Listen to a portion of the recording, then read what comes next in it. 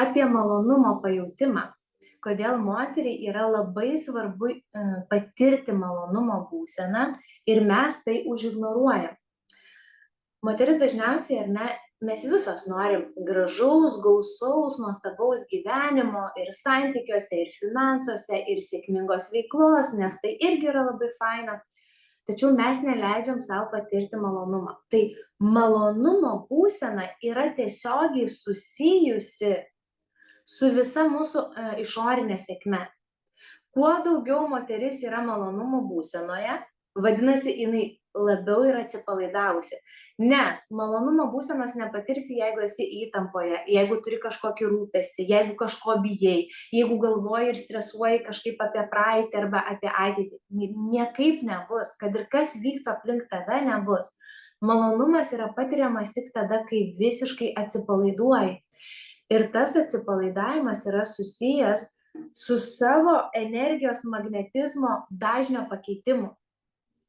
Kai moteris yra atsipalaidavus maloni, pas ją pradeda plaukti tos pačios būsenos dalykai iš aplinkos.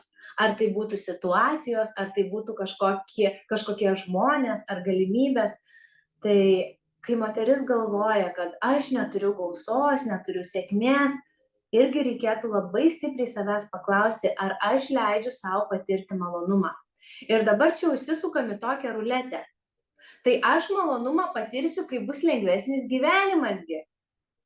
Bet jeigu paimtume iš tikrųjų dabar ir čia situaciją ir pamatytume, kad dabar ir yra gera akimirka, bet aš kažkodėl nesugebu atsipalaiduoti ir patirti malonumą.